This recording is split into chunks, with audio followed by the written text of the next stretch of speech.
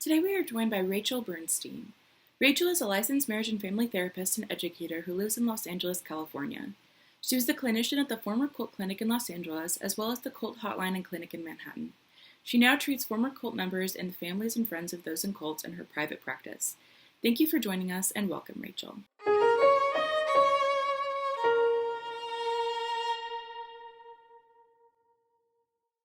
One of the things that I like to talk about is the reason that people say yes when they really meant no. And sometimes they wanted to say no. They were really saying no when yes snuck out of their mouth. And sometimes they're just hoping to say maybe as opposed to yes, or let me think about it as opposed to yes, or let me mull it over, ask someone else about it before just immediately saying yes. But there you go, saying yes. What is that about? Why do people do that? Why do people feel compelled to say yes? And especially when they're feeling fearful, when they're scared. What is it about agreeing to something that helps people deal with the fear in the moment? So I want to be able to address it and talk a little bit at the end about what to do about it. If you notice that that is happening and that you say yes when you mean no, or you're hoping that you had the bravery to say no, but it just didn't quite happen. So one of the things that I want to be able to mention too is that this is going to be a whole long list. And I wanted to be able to talk to you today rather than just showing a list on the screen. But I'm putting the list together and it's going to be on my website if you want to be able to refer to it after you hear the talk. So you can go to rachelbernsteintherapy.com and there'll be a PDF there for you to download because I don't want you to be scrambling and having to take notes. So feel free just to go to my website, rachelbernsteintherapy.com, and be able to get that. I want you to have a sense also that I am not judging the no. There are a lot of reasons people say no, and sometimes they're very salient reasons and safe reasons, and they make a lot of sense in the moment. And so this, again, is not judging the people who say no or say yes and why. Really is understanding the moment.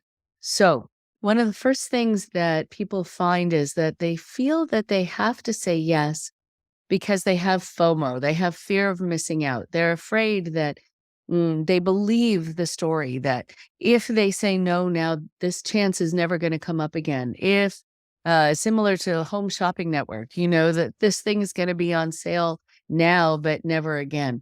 This opportunity is not going to arise again. So you have to say yes now. This is what cults do all the time. You don't want to show your doubt. You don't want to show your fear. This is your one shot. This is your only chance. And the truth is that that's never the case. It could be that that is what is its presentation to you, that this is your one and only chance. But the idea of scarcity really happening in any real way in a lot of these groups is really false. If they have a way to, let's say, make money out of you, they're going to give you another chance. Believe me. So if you have to wait until tomorrow, but they still know they can get cash out of you, they will wait until tomorrow. The other is social pressure. We sometimes feel that we have to say what is expected of us in social environments, in family environments. We need to go along with things. We are afraid that we're the only one thinking anything other than yes. That's never the case in a social environment, but we might think it if we're the only one who is sort of going, we're not sure, when everyone else seems so gung-ho. And so if the people around you are all saying yes, it becomes very hard to be the one to say no.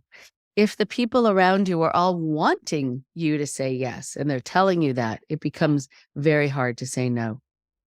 If the people around you are getting kudos for having said yes, then it's very hard to say no. And also, if you feel like here, this is your new community, these are your people, but the only way to continue being with them or to advance to the next level is if you say yes, then you're going to say yes so that you don't lose the social connection. and you don't lose the ability to move on or to graduate or to show that you're ready for the next level. So much social pressure there to say yes, as we all know. There are a lot of people too who have become convinced that when they say no to something, that's the thing that has stood in their way. Just that no, their negative thinking, their hesitation, their not being ready to just dive in. But I think it's actually really smart sometimes when people say no, or they say wait, or they say hold on, or let me think about it. I think of a term when sometimes people say yes before thinking about it. It's like people who blurt things out before thinking about it. I call it ready, fire, aim. It's supposed to ready, aim, fire. And so you have fired and then you aim after, and then you realize and you question, is that the decision that you wanted to be making? You want to not do it in that order if you can, and if you can push yourself to have some time to think something through before you say yes. So there is this idea, though, with a lot of self-help groups, with a lot of other groups that rely on you having ultimate faith that somehow you should be ready to dive right into the deep end. You should be ready to say yes. And if you don't, that might be the devil. And if you don't, that might be negative energy. If you don't, that might be doubt. If you don't, that might be a sign of weakness, which is very hard for some people to want to admit about themselves if they believe that idea, that saying no is a weakness. Sometimes saying no takes actually a great amount of strength and power and bravery. So I actually don't see it as a sign of weakness. I see it as a sign of taking your time to think, which I think is very good and very powerful when you can engage your critical thinking. The other thing that I notice is that a lot of people will say yes to get out of the potential for feeling guilty should they say no. There are some people who have that as their wiring. They're much more prone to guilt than other people, sometimes culturally, sometimes because of their role in a household, just because of who they are and their wiring.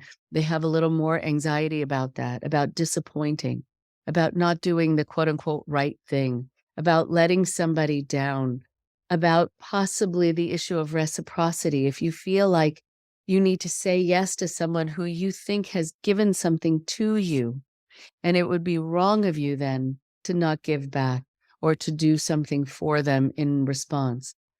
What I've noticed too in a lot of these environments is that sometimes people are set up to feel that there is natural reciprocity, but actually was a setup.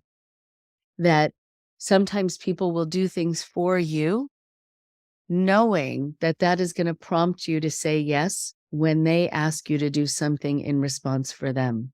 So it wasn't that they were doing something out of the goodness of their heart for you. They were just making sure that you wouldn't say no when they asked you to do something, because they knew you were a good person and had a sense of wanting to do the right thing and wanting to give back. The other thing that happens is that people, especially in a social construct, will give you the sense that you're letting them down if you say no. That you're letting the group down, you're letting the goal down, you're letting the mission down, you're letting God down. And you don't want to let people down, and you don't want to let anything down. But it happens also when we look at groups like multi-level marketing. Not only are you letting down the people ahead of you, but more importantly, you're letting down the people downline, the people who you have gotten to buy into the company, into the products. And if you disengage yourself, then everyone else falls underneath you. And do you really want that sense of responsibility and guilt for that? They really get you coming or going and going in the MLMs. There's also something about the guilt that comes with believing or being told that you're the only one. You're the only one who can really do that thing. You're the only one who can really do it well. You're the last person there, the last person standing who can be relied on, who can be really utilized for this task. And if it's not you, then it's no one, is sort of the presentation of it. or that somehow you're at the end of the line. Everyone else has abandoned this task or abandoned this person or abandoned the group, and you're the last one there. So everything falls on you. And as soon as you say no, then everything else is going to fall apart. There are a lot of people actually I talk to who are the youngest children in a family who often felt that as their older siblings moved on and out, that they felt they had to say yes more often because there was no one there to share the load with. And they had to say yes to their parents so they didn't disappoint. Or they had to say yes to their wishes that their parents had so they didn't disappoint and they weren't the last ones to leave them. And sometimes they stayed at home for longer so that they wouldn't be the last ones to leave and to abandon and to say no to their family. The other thing is that for some people, they really want to be the one who saves the day. It feels really good to save the day. And manipulators will read that in you. And they'll know that you want to be there with your cape and your tights, and you want to be able to say, I was able to save the day taking on this task, by taking on this pressure, by saying yes. And so that is something that some people feel internally. Sometimes that's external pressure, but to be the savior.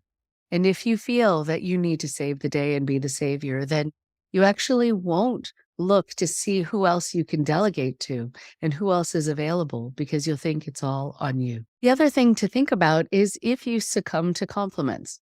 Now, I know that's kind of an interesting phrase. What does that mean? Succumbing to compliments. One of the things that happens when you are succumbing to compliments is that people can say,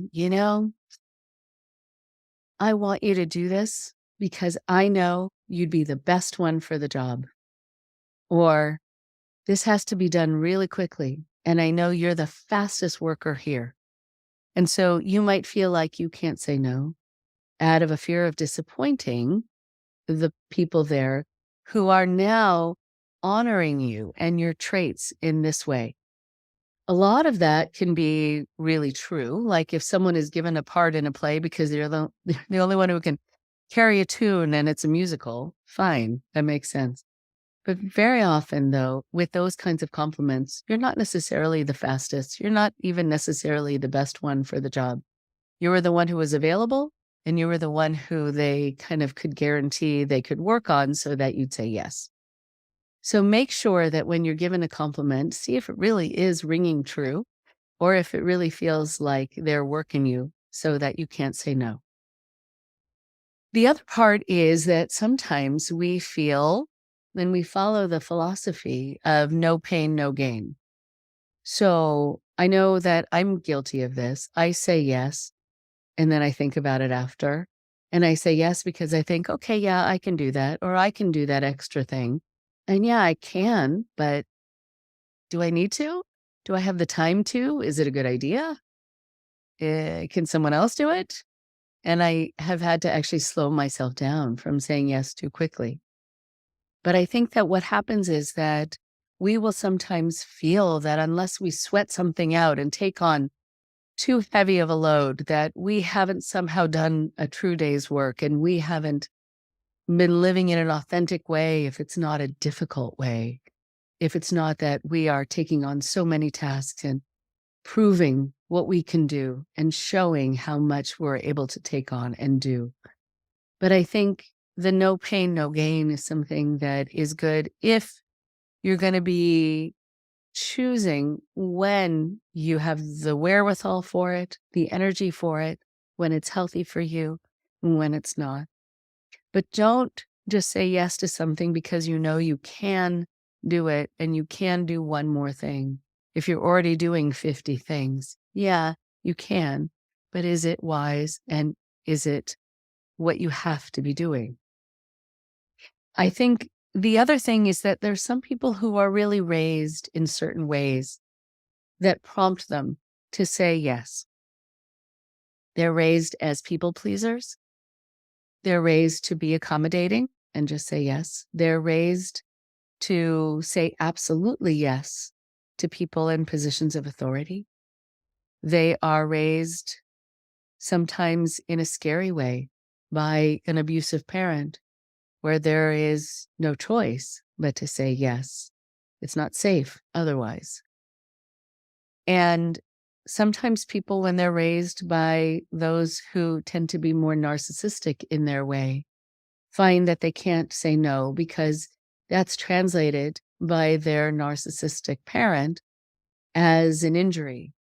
And then that parent will get them back for abandoning them or not seeing them as important enough to say yes to. Either way, it's not safe. Something also happens when you're in a leadership position of something where you've recruited other people to be involved. You might then feel that if you're given a task to do, you have to say yes because you have to somehow prove your commitment to those who you just recruited. Because if you're going to slough things off and say no to them, then they might question why they just got involved. If you don't seem devoted to the work, if you don't seem like you're willing to do the work or you're enthusiastic about doing the work. So sometimes as a recruiter, you have to prove yourself by saying yes to those you just recruited. It's also true that within certain people's personalities or home lives or groups, they have learned that setting any boundary at all, and that could be saying no, it could be saying, I'll take care of it, but after I take care of this other thing, or after I eat something, or after I take a nap, any boundary is considered wrong. It's considered rude. It's considered selfish. And so there's no way for you to say no in any way. You can't even say, well, hang on and I'll get to it later, because it's just not allowed within that system. There's also something that this word I hear over and over again, this word integrity. People within abusive systems, people within systems of control are held to a certain standard of integrity, a certain standard that the leader is never held to. But you yourself are going to have your integrity questioned if you say no, if you don't automatically and enthusiastically actually say yes. And so if you know that that is a buzzword for you, and if you don't want to be questioned about your integrity, you're going to say yes. But it isn't actually a show of a lack of integrity if you say no. So make sure you know that. That's just a word that's going to be used against you to make you feel shame and to make you feel like they see you as less than, and someone who is not willing to walk the walk or keep their commitment. But really, you're just exercising your choice, your freedom to be able to say no. It has nothing to do with integrity, actually. And sometimes you show integrity to yourself by saying no. The other thing is that sometimes when you're used to taking on too much, you say yes before you even realize you've said yes. I have to admit that I do that. So you are used to being overextended. You are used to being depleted and tired. You are used to being up till all hours. And that's just part of your life as you see it, as you've experienced it. And so for those people, I would want you to catch yourself after you've said yes to wonder how automatically you said it, and to see if there's a way that you can take a pause the next time before you say it. There's also this notion of wanting to be a team player. If you say yes, you're a team player.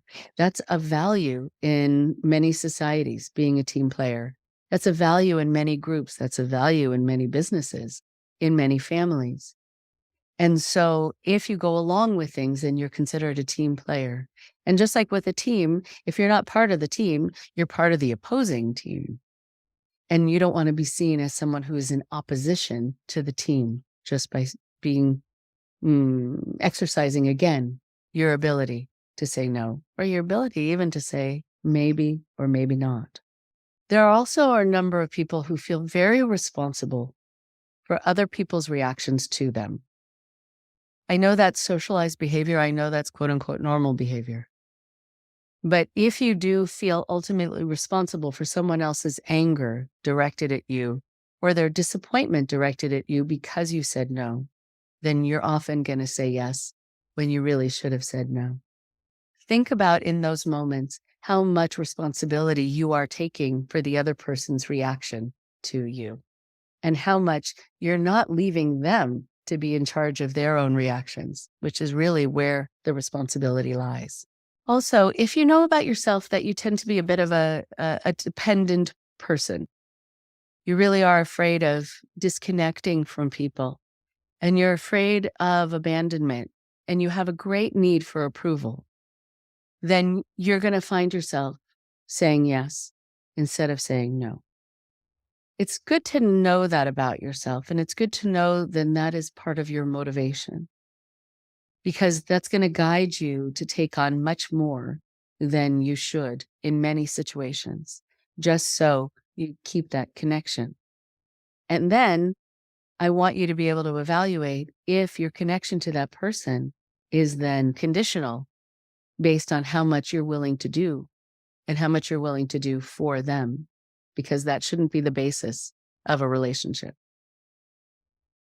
The other thing is that sometimes people will say yes just because they don't have the energy to say no. I know that might seem counterintuitive because it should take more energy to say yes, but it often, in certain situations, takes more energy to say no, because that means that you are opening yourself up for people to be questioning you, for you having to defend why you said no, for you having to justify, for people being potentially upset with you.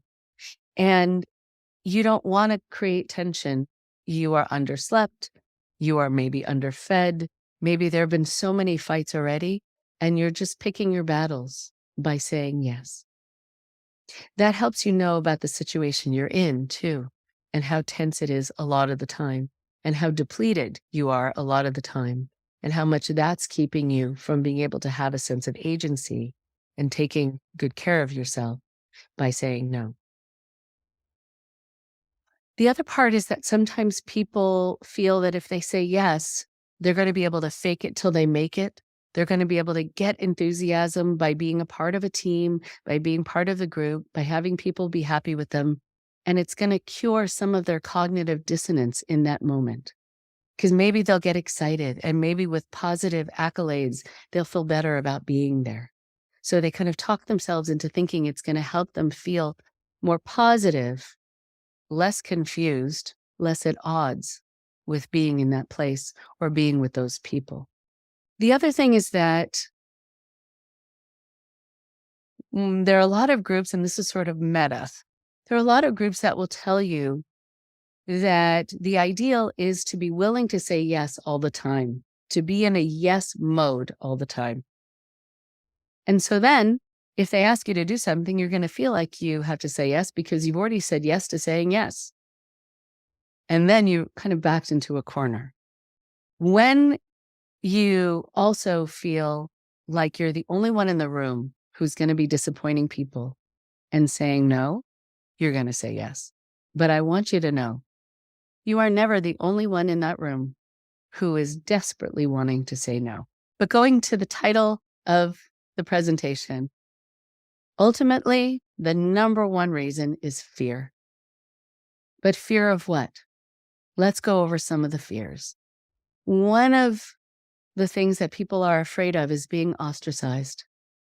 It's actually a deeply held fear that you're going to be pushed away, you're going to be cast away, you're going to be disconnected from if you say no.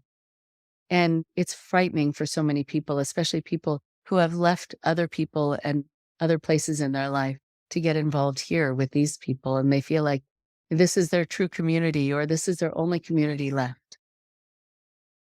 The other thing is that sometimes people are really just afraid of being mistreated if they say no, and the chances are high that you're going to be mistreated, or higher if you say no. There's also often been behavioral modification and conditioning. You've seen how other people have been treated when they haven't said yes immediately. And you don't want to be treated that way. You don't want to be on the hot seat. You don't want to be confronted. You don't want to be publicly shamed. You don't want to have to deal with anger and yelling. You don't want to be told that you're being selfish. You don't want to be told that you're ruining everything and that you're a disappointment and that you're taking advantage somehow by not giving back. You also don't want to be in a situation where if you suddenly say no when they're expecting you to say yes, you're going to get all eyes on you. Some people hate having all eyes on them. And you're going to draw attention to yourself. People are going to be shocked if it's the first time they're hearing it. And just the idea, no matter how you're treated, but just the idea that everyone's going to turn and look is enough for some people just to go ahead and say yes. The other thing is that you don't want to have to worry about losing your very hard-won status and standing within a relationship or a group where it's very hard to actually be seen, be treated respectfully and be seen with respect. And you've worked very hard to get to that place, but you also see how easy it is for people to fall or be demoted if they don't answer the right way that the leader wants them to.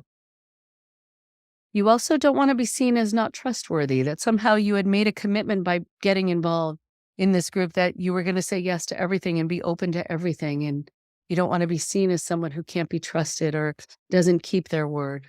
And I think you also don't want to be seen as someone who can never be counted on again. There's such black and white thinking in the way people are looked upon in these groups where as soon as you don't seem like you're up for something or willing to do something, you're then going to be classified as such and always seen that way. And I think you just don't want to have to deal with your reputation, not only getting sullied, but really destroyed. And the worry about being judged really forever. Most importantly, though, one of the fears that is the biggest fear of all is the fear of the unknown. You know what's going to happen if you say yes. Everything's going to be fine. You're going to be exhausted. You're going to be pushed. You're going to be put in a situation that's unfair to you. But you can predict how that's going to go. If you say no, or maybe tomorrow, or let me think about it, it opens up the world to all of the unknowns. And you know the expression, better the devil you know than the devil you don't.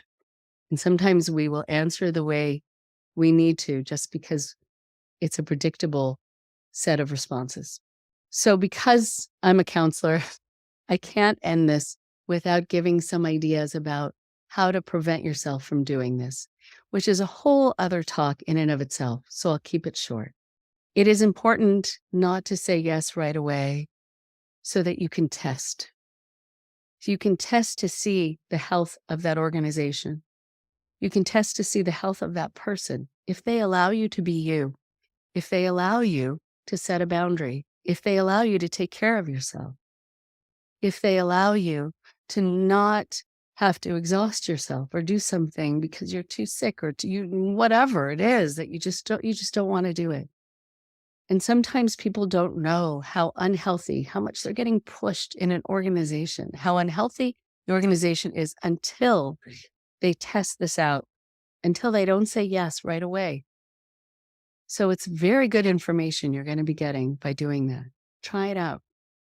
And also, if you say yes to something, it needs to be based on merit and logic and evidence. Is it safe? Is it safe for you to do it? Now, if it's not safe for you to say no, don't say no. But think about how much longer you want to stay in a situation where it's not safe for you to say no. But you want to look at if it's wise and also if it's necessary.